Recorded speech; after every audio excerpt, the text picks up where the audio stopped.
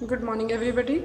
Today we are going to study the diode characteristics, that is forward biased and reverse biased characteristics of a PN junction diode. So firstly let us discuss the apparatus we have. So it is the power button, and we will do it in forward biasing and reverse biasing. According to that, there are two types of scales, and there is a knob. If it is pointing upward, it is in the forward biasing. That is, as the forward biasing voltage, if we require a very small voltage, we can also see from this scale that when it is upward, the upper scale will hold, and when it is reverse, in the reverse biasing case, the lower scale will hold. And similarly also in the case of the current, as the forward biasing current is comparatively larger as compared to the reverse biasing current, because in the forward biasing there are majority carriers and the reverse biasing there are minority carriers. So in the forward biasing this knob will point upward, and reverse biasing it will point downward. And also there are two tuners for two tuners for varying the voltage supply. And the forward biasing, we can vary the voltage from 0 to 1.5 volt, because this much voltage is more than enough for us. And the reverse biasing, we need a heavy voltage, so it is from 0 to 90 volt. We can vary it by this way. Okay, so this is the complete apparatus. This is a circuit diagram for the forward biasing and reverse biasing. In the forward biasing, we will connect the P type of the diode to the positive of the battery, and N type we will connect it to the negative of the supply. We know that voltmeter is always connected in parallel, so if it's positive, and the ammeter is always connected in series. And let us see, according to this we will join the wires here. So forward means this is the lower one is the positive part, so the positive is connected to positive, and here the negative is connected to negative. This is the forward biasing, and let us start the experiment. We power it on. Let me firstly, I have made all the scales at 0. And in the forward biasing the knob will be upward. Yes, it is pointing upward, and also the current will also be in milliampere. It is also pointing upward. So the reading, the setup is completely right. Let us start the experiment.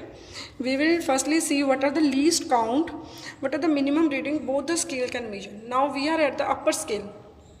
In the upper scale we can see that the scale is from 0, 0.25, 0.5, 0.75, 1, 1.5, 1.25 and 1.5. From 0 to 0.25 there are 10 divisions. So the minimum reading this setup can measure, let us calculate it, as I have already done it, that from 0 to 0.25 there are 10 divisions. So one division will be equal to 0.025. So, and also in the current, as we are doing the forward biasing, we will see the lower one. For the current values, we can see that the milliampere scale is the downward scale, and we can say the scale is 0, 5 milliampere, 10 milliampere up to 25 milliampere. So in 0 to 5 milliampere there are 10 divisions. That means 0 to 5 there are 10 divisions. So one division will be equal to 5 by 10. That means 0.5 milliampere. So this is the value of the minimum reading this ammeter can give us. So we will start the experiment now. What would be the table? What would be the method we will do? In the experimental setup, we will make firstly a table. In the table, what we will do, we will write the serial number, we will vary the voltage, and we will note down the consequent value of current, that is in milliampere. How we will do it? Let us start it. We will vary the value. We know, as we see that the voltage is increasing but the current is not increasing, and then we keep on increasing it. You can see that there is a small changes in the current are taking place. We will, and firstly let me check where is the knee voltage, and I can see that now the current is increasing linearly. That means at up to this voltage, at around this voltage, the knee point has occurred. After that the current will increase linearly. When you will take the values, the graph would be somewhat like this.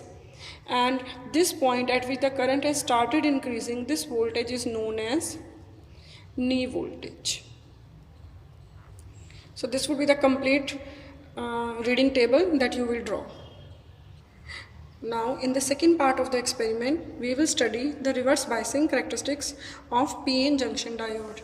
As we can see from the diagram also, in the circuit diagram, we can see in the reverse biasing, the P of the diode would be connected to the negative part of the supply battery. And we can also see it as compared to the forward biasing, in the forward biasing we required a small amount of voltage, and in the reverse biasing we required a large amount of voltage, because in the reverse biasing minority carriers are there, so a large amount of voltage is required for the movement. So let us complete the circuitry. Okay, now negative is connected to the positive, and positive the diode is connected to negative one. And in this section we will now change the knobs. For the reverse biasing we are applying a higher voltage, so it will point downward. Similarly, the reverse current is in microamperes and it will also point downwards. So let us start the experiment now.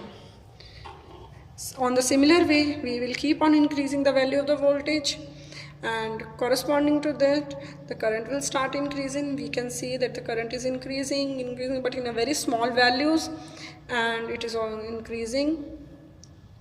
We have reached up to 45, 50 around, and we can say there is a sharp increase. That means around this 45 to 50 range there is an avalanche taking place. This is the breakdown voltage. We don't want to go above this because it will cause harm to our apparatus, so we will leave the experiment up to this point.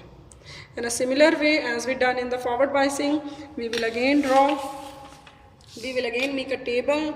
We will vary the voltage, note down the value of the current, that would be in microampere, and the graph would follow somewhat like these characteristics. Thank you.